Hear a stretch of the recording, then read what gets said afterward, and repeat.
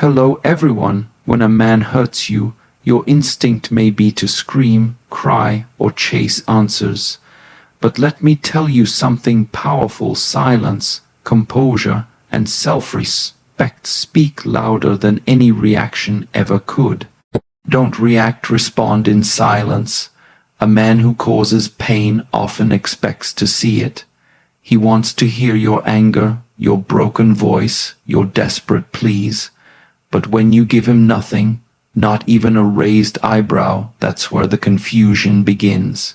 Shift your energy back to yourself. Instead of giving your attention to someone who didn't value it, turn that energy inward. Start building yourself emotionally, physically, spiritually. The moment you begin healing in private, your glow starts blinding. Glow up emotionally and physically. Heal, rest, move, rise. Look good not for him, but for the version of you that forgot her worth. Let your transformation be his unanswered question. Control the narrative with class. No public shaming, no emotional stories for pity, just quiet strength. Dignity doesn't need a megaphone, it commands attention in silence. Stay unreachable, not bitter. He may come back with charm, regret, or confusion. Don't be where he left you. Be further so far, he has to squint just to imagine who you've become. Speak through your progress, not words. Let your life reflect the lesson. Let your success, peace, and boundaries show what you chose instead of revenge. Rebuild without revenge. Don't let your journey be fueled by rage, let it be fueled by rebirth. Become someone so aligned, his absence feels like grace. Let mystery be your weapon. You don't owe him closure. Don't feed his ego with answers. Let the mystery of your peace keep him guessing. Protect your dignity at all costs. No begging, no chasing, no lowering your value to prove you care. Walk away like your worth depends on it, because it does. Be calm where he expects chaos. When he expects a storm, be still. Your calmness will scream louder than any outburst ever could. Make peace, then disappear. You don't need to prove a point. You only need to protect your soul. Make peace with the pain, then vanish. Not for revenge, but for healing. When someone you trusted deeply wounds you, especially a man you gave your love, time, and vulnerability to, your immediate instinct is to react. You want to demand an explanation, scream your truth, beg for clarity, or fight for closure. And that instinct is natural, it's human. But reacting emotionally is exactly what he expects. He knows your triggers. He knows how to push your buttons, and the more he sees you unravel, the more powerful he feels. But silence is power. Silence is control. Silence confuses him. It tells him nothing. It leaves him with no certainty about how you feel or what you're planning. And in a world where he's used to watching you overextend, explain yourself, or chase him for answers, your decision to respond with absolute stillness will shake him more than any words ever could. Silence isn't weakness, it's a weapon. It says, I know what you did, but I won't give you the satisfaction of watching me crumble. It's a boundary in its purest form, no arguments, no breakdowns, no back, on, forth, just distance, cold, unshakable distance. This doesn't mean you're suppressing your pain, it means you're choosing not to spill it where it won't be honored. You're reserving your emotions for safe spaces, not for someone who used your love against you. While he's trying to measure how much damage he's done, your silence keeps him guessing. It unsettles him. Was she hurt? Is she done? Is she planning something? Does she not care? And that's where the confusion begins. He was expecting chaos, and instead, he finds nothing but the echo of his own actions. Silence is strategy. It's the art of communicating without exposing your vulnerability to someone who doesn't deserve it. It's not pretending you don't care, it's proving that your peace now matters more than his validation. It's not about playing games, it's about regaining control of your narrative by stepping outside his. When you've been hurt, betrayed, or blindsided by a man you trusted, your mind automatically clings to him. You replay the conversations, you analyze the signs, you wonder if you could have done something different, said something better, been more enough. You begin to orbit around him, around his actions, his silence, his decisions, as if he's still the center of your world. But here's the truth. Every second you spend thinking about him is energy being stolen from you. Your time, your thoughts, your emotional power, it's all being funneled into a black hole that will never return what you gave. And the longer you stay in that space, the more distant you become from your own center. That's why shifting your energy back to yourself isn't just self-care, it's survival. You have to pull yourself out of that emotional dependency and return to your own soul, your own dreams, your own worth. This isn't about ignoring your pain. It's about redirecting your power. Start with the small things. Take back your mornings. Make your bed for you. Nourish your body with food that makes you feel strong. Move, breathe, speak kindly to yourself, especially in the places where he left silence. Reclaim your mirror, not to attract him back, but to see yourself clearly again. You existed before him, and you will rise without him. Every time you feel the urge to check his socials, text him, or ask a mutual friend how he's doing, pause and ask, what am I avoiding in myself right now? Because those urges aren't really about him. They are about the gap he left. And that gap isn't for him to fill again, it's yours to fill with everything he never saw in you. Your energy is sacred, and right now, it's time to withdraw it from the places it's been wasted. Stop investing in who he is. Start investing in who you're becoming.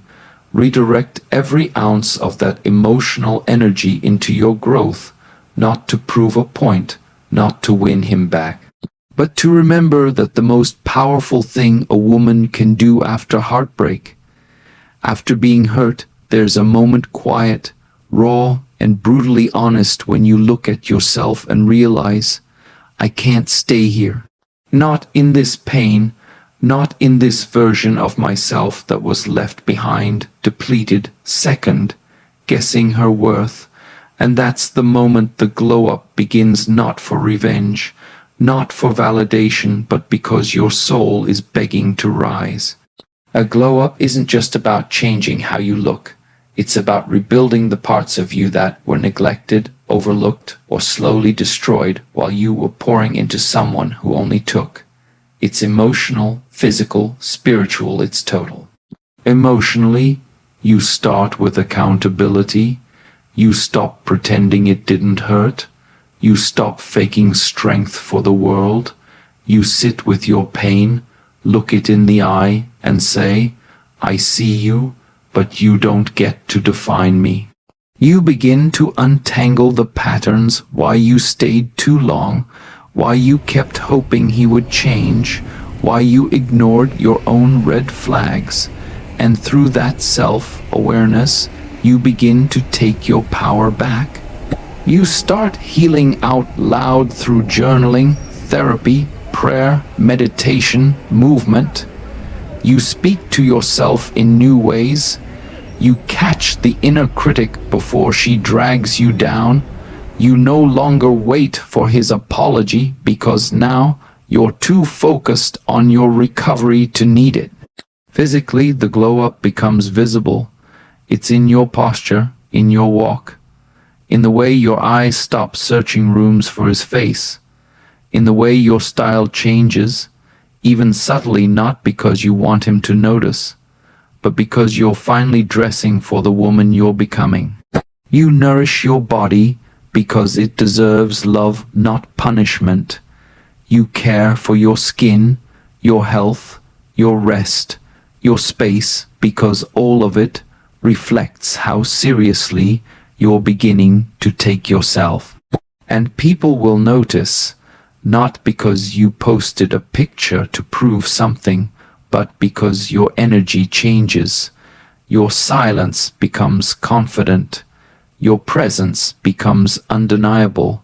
You no longer walk with emotional weight dragging behind you. You walk with intention, with elegance, with the quiet defiance of someone who has felt pain and decided to turn it into power. When a man hurts you, especially after you've loved him deeply, the story can quickly spiral out of your hands. Suddenly, you're being misunderstood, misquoted, or mislabeled. People start forming opinions based on fragments, assumptions, or even his version of the truth, a version that often downplays his actions while distorting yours. And the temptation to defend yourself, to clear the air, to tell everyone your side, it can feel overwhelming. But here's the truth: real power is not proven through explanation. It's maintained through poise. You don't need to chase people down with your truth. You don't need to scream your pain into every room just to be heard.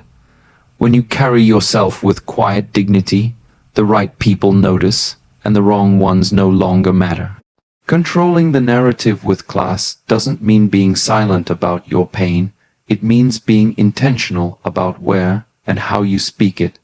It means you don't run to social media to air out your heartbreak. You don't post cryptic quotes designed to trigger him or make people guess what happened. You don't text his friends trying to defend your character. Instead, you stay composed. You let your life, your behavior, your peace speak for itself. You see, chaos expects chaos. When someone mistreats you, they often anticipate a breakdown. They expect to see you unravel, act out, destroy your own reputation trying to damage theirs. But when you show grace instead of bitterness, silence instead of slander, maturity instead of mess, it shakes them, it confuses them, and most of all, it elevates you. Controlling the narrative is about choosing class over chaos. It's about standing in your truth without weaponizing it. It's about letting your evolution be the loudest thing in the room, not your pain. You don't need to correct every lie. You don't need to respond to every rumor. You don't owe anyone a version of yourself that begs for understanding, because the people who matter won't need an explanation, and the ones who do were never truly for you. Class isn't weakness, it's strategy. It's self-respect. It's knowing that when the storm passes, your silence will echo louder than any scandal they tried to create. It's being the one who walked away with grace, even when you had every reason to burn it all down. You're not here to win the gossip war, you're here to win your peace back. After being hurt, one of the most dangerous places you can live in is bitterness. It's seductive. It gives you a temporary sense of control. Bitterness says, if I stay angry, I won't feel the pain. It tells you that your coldness is protection, that shutting down is strength. But what bitterness doesn't tell you is that while you're walling yourself off from him, you're also building a prison around your own healing. Staying unreachable is different. It's not coldness. It's not revenge. It's not about making him feel the loss. It's about refusing to let him access your spirit anymore. It's about becoming unavailable to the patterns that once kept you stuck. It's about pulling your emotional hand back from the fire that already burned you once and choosing not to test it again. Being unreachable means you stop replying to the late night apologies, the "I miss you" texts, the vague attempts at reconnection that carry no accountability. You stop entertaining his confusion. You no longer feel the need to explain your silence. You're not being mean, you're being discerning. You're choosing to protect your peace before you protect his ego. You don't have to announce that you've moved on. You simply become inaccessible emotionally, mentally, spiritually. He may try to find the same version of you he left behind, but that version no longer lives here. You've upgraded, you've evolved, you've made yourself too expensive for his inconsistency to afford, and staying unreachable doesn't mean you shut down. It means you rise up into the version of you who no longer revolves around him. You still love, you still dream, you still hope, but now it's all redirected inward or towards someone worthy. You're not bitter, you're better, not because you're suppressing how deeply he hurt you, but because you've decided not to let that hurt anchor itself inside your future. People will confuse your distance for coldness, but that's not your burden to carry. You've simply learned the difference between being kind and being accessible. Your peace is no longer on the clearance shelf. You don't open the door just because someone knocks. You don't reopen chapters that ended in betrayal. You don't revisit conversations that only exist to confuse, delay, or distract you from your growth. Bitterness says, "I hate what he did." Unreachability says, "What he did no longer belongs in my world." And that shift, that quiet, powerful shift, is what protects you from being pulled back into a cycle you finally broke free from. There's a moment after heartbreak where you feel this intense need to explain to him, to others, even to yourself. You want to say, "Look at what you did to me." You want to voice the betrayal, highlight the pain, and express how deep the damage went. And in those moments, it feels like the only way to reclaim your power is to speak it all out loud. Loud enough that he hears it, loud enough that others validate it. But real power doesn't always announce itself. Sometimes the loudest thing you can say is nothing, and let your progress do the speaking for you. When someone has hurt you, your healing journey can become your loudest reply. Not out of spite, not to prove them wrong, but because evolving in silence builds a kind of strength that words could never capture. You no longer need to narrate your pain to justify your transformation. You simply become the woman who refused to stay broken. You go from explaining your worth to embodying it. You let your actions, your energy, and your glow speak louder than any confrontation ever could. When you stop trying to tell them how much they hurt you, and instead show how much you've grown in spite of it, that's when the real shift happens. You invest in yourself, even when it feels lonely. You rebuild your confidence piece by piece, choosing your peace over your pride. You chase your goals, show up for your healing, reclaim your routine, and quietly rise into someone even you are surprised by. Progress looks like waking up one morning and realizing you haven't checked his page in weeks. It looks like walking into a room without wondering if he's watching. It looks like laughter that isn't forced, joy that isn't masked, and peace that no longer has to be earned, just felt.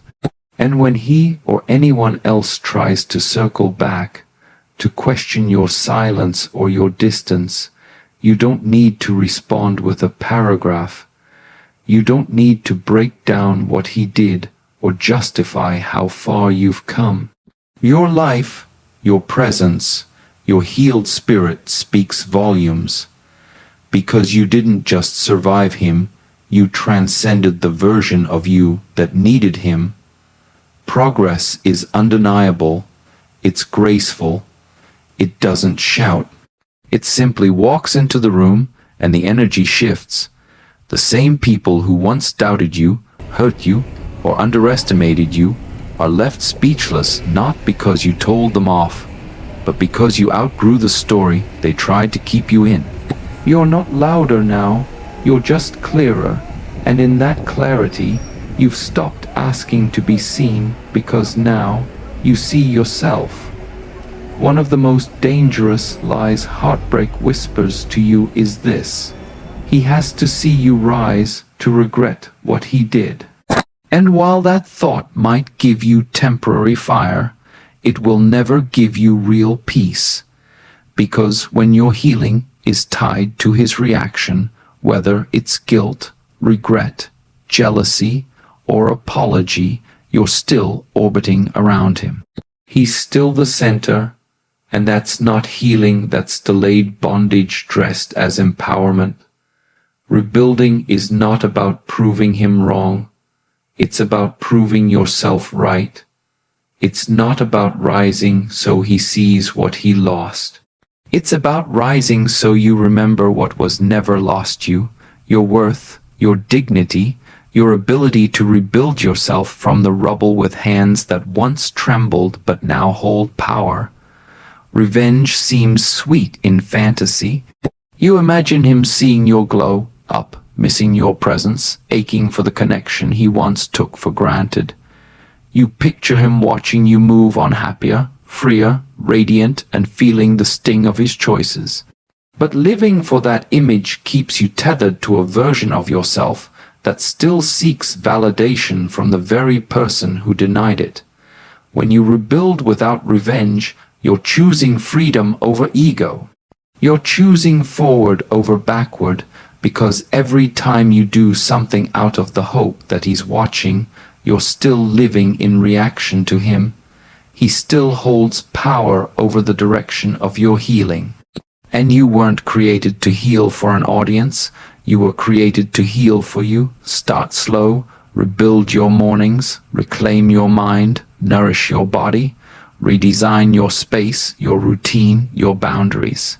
Forgive not to excuse what happened, but to release yourself from the emotional debt it left behind. You're not denying the hurt, you're just refusing to be controlled by it anymore. There is power in becoming unrecognizable, not in appearance, but in peace. There is victory in no longer needing him to feel sorry for what he did. You'll stop replaying the what-ifs. You'll stop checking if he's watching. You'll stop caring if he understands what he lost. Because the focus has shifted. It's no longer about who broke you. It's about who you decided to become after being broken.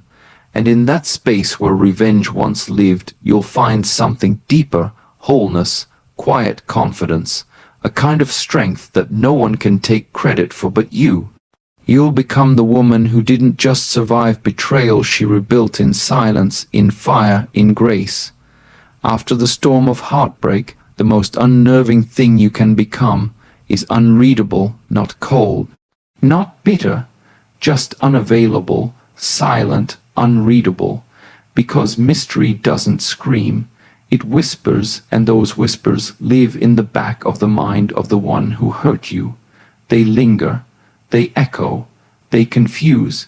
When someone hurts you, they usually expect a predictable pattern: pain, reaction, confrontation, breakdown, closure, something they can witness or respond to, something they can control. But when you step out of that pattern and into mystery, they no longer know what story to tell themselves. And that in itself becomes your quiet power. Let mystery become your weapon, not because you're hiding, but because you've decided not to perform anymore. You've decided not to give him the closure he expects, the chaos he's used to, or the emotional access he once had.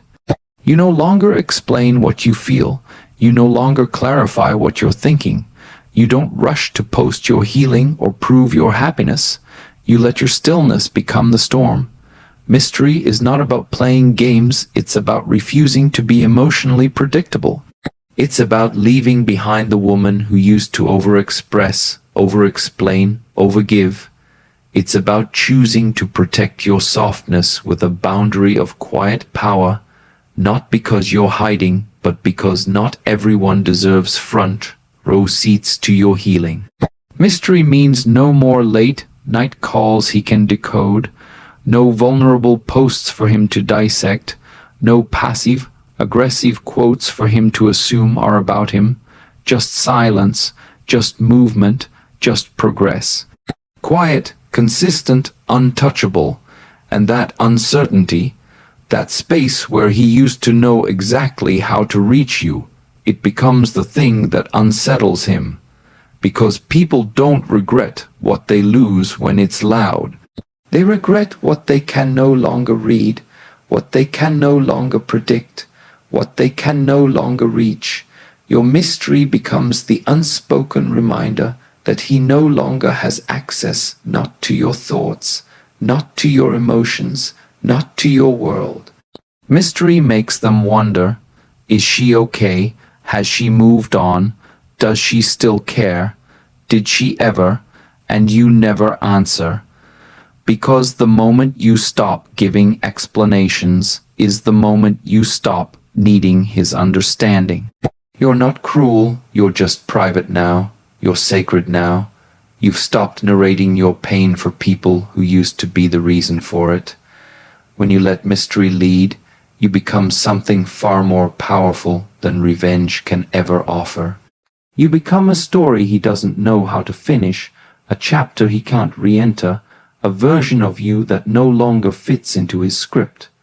After heartbreak, the temptation to abandon your dignity comes disguised as closure, one last conversation, or trying to make him understand.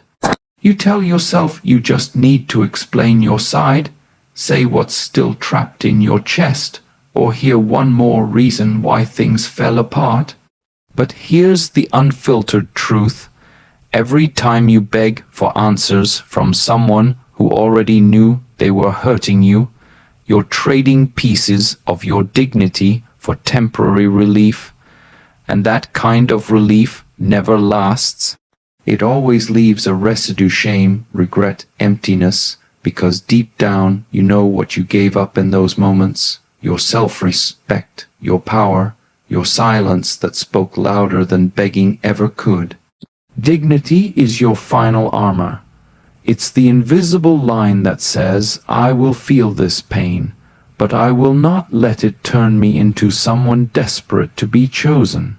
It's what keeps you standing tall when everything in you wants to collapse and cry out for someone who already walked away without looking back. It's the strength to suffer privately rather than perform your heartbreak for someone who caused it. Protecting your dignity doesn't mean you didn't love him. It means you loved yourself more once you realized he didn't protect what he had. It means you don't chase, you don't plead, you don't send emotionally charged messages at midnight hoping he'll finally get it. Because if he didn't understand the value of your love while he had it, no amount of explanation will make him value it now. You stop replying to his mixed signals. You don't play emotional ping-pong just to keep some connection alive. You don't accept breadcrumbs when you once offered the whole loaf. You don't flirt with the idea of being friends when the friendship wasn't respected either. You draw a line not out of ego, but out of deep self-worth. And people might not understand. They'll say you're cold, that you're overreacting, that you should be more forgiving. But dignity doesn't always make sense to those who have never had to fight to keep it.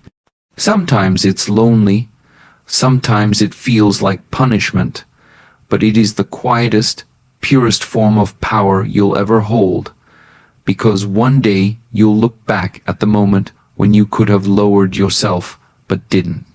You'll remember how easy it would have been to chase someone who left you questioning your worth, but instead, you stood still, stayed grounded, and let your absence speak where your presence was once taken for granted. Dignity doesn't mean you didn't cry. It means you cried privately, healed silently, and chose not to self-destruct for someone who watched you bleed. You owe no one your emotional collapse. You owe yourself protection even when your heart wants to be reckless. Especially then, when a man hurts you deeply, deliberately, or carelessly, part of him often expects to see the aftermath. He expects the anger, the tears, the rage, the spiral. He expects chaos because, in some way, that chaos confirms that he still holds emotional weight in your life. It feeds his ego to know he still has access to your reactions, that his choices still echo in your spirit, that you still care enough to break. But what he doesn't expect, what truly shakes him, is your calm. Your quiet, your control. Be calm where he expects chaos, not because it doesn't hurt, not because you're numb, but because you've chosen peace over performance, because you've realized that exploding may empty your chest, but it will not fill your soul. Because being calm isn't about suppressing your feelings, it's about not handing them to someone who already proved they wouldn't hold them with care. Calmness is power. It's resistance. It's the refusal to give him what he wants: a scene, a moment, a memory he can twist and retell to make himself feel better. Calmness doesn't mean indifference. It means you're grounded enough to know that not every battle deserves your fire. Some things are beneath your explosion. Some wounds are not worth reopening with words. So instead of screaming, you go silent. Instead of throwing your pain at him, you sit with it and tend to it like a sacred wound. You protect your energy because you've learned it's not your job to make him understand. You no longer need to shock him into realizing what he lost. Your calm already does that. People think silence is passive. It's not. It's intentional. It's the choice to stay seated in your throne when someone is trying to drag you back to the dirt. It's choosing emotional elegance over temporary satisfaction. It's knowing that chaos might feel good for a moment, but calm will carry you into your healing. Let him wonder why you didn't lash out. Let him question why you're not begging for closure. Let him sit with the silence he created, and let that silence speak louder than any words you could have shouted. You don't need to match his energy. You don't need to correct his narrative. You don't need to defend the pain he caused. Your calm is the absence of his control. And nothing is more powerful than that. There comes a point in your healing where holding on to the pain, the memories, the questions, the what-ifs, becomes heavier than the heartbreak itself. You wake up tired, not from crying, but from carrying a weight that doesn't belong to you anymore. And that's when you realize you don't need more closure. You don't need one last conversation. You don't need to make him understand. You just need peace. And once you have that, you leave not for revenge, but for rebirth. Making peace isn't pretending you weren't hurt. It's acknowledging every sharp edge of the wound, every silent betrayal, every moment you swallowed your voice to keep love alive. It's sitting with your pain, naming it, and refusing to let it define who you are. It's accepting that the apology you deserved may never come, that the love you gave may never be returned, that sometimes the healing is in letting go, not holding out. You make peace with the version of you who stayed longer than she should have, with the one who made excuses, ignored red flags, hoped through the disrespect. You forgive her not because she was wrong for loving, but because she didn't know yet how to choose herself. You no longer resent her. You no longer cringe at her softness. You simply take her hand and walk her into something stronger. And once you've made peace, you don't announce your exit. You don't warn him. You don't send one last emotionally heavy text. You don't explain your silence. You just disappear, emotionally, mentally, spiritually. You vanish from the space where you once begged to be seen. You don't leave with noise, you leave with power. Disappearing isn't always physical.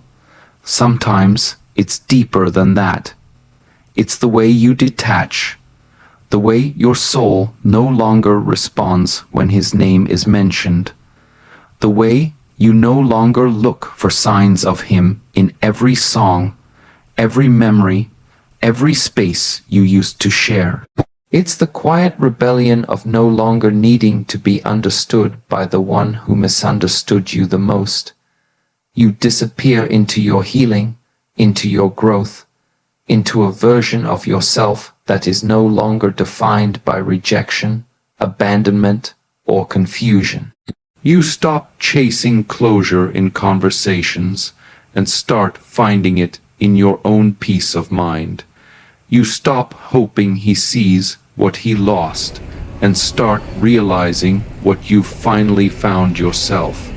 There is something haunting about a woman who leaves without a trace. Not because she's cold, not because she's heartless, but because she finally realized her worth didn't live in his recognition. It lived in her decision to walk away with grace and never look back. So when a man hurts you, don't fight for his understanding, fight for your healing. Don't chase his attention, reclaim your energy. Don't crumble where he expects your breakdown, rise where he never imagined you could. Your silence is not weakness. Your distance is not bitterness. Your glow-up is not revenge, it's evolution. You didn't lose yourself, you found her, in the quiet, in the restraint, in the way you chose to rise, rebuild, and protect your soul over proving your pain. You became the woman who didn't just survive what was meant to break her, she confused the very man who thought she would never recover, and that confusion, that silence, that peace, that is your closure.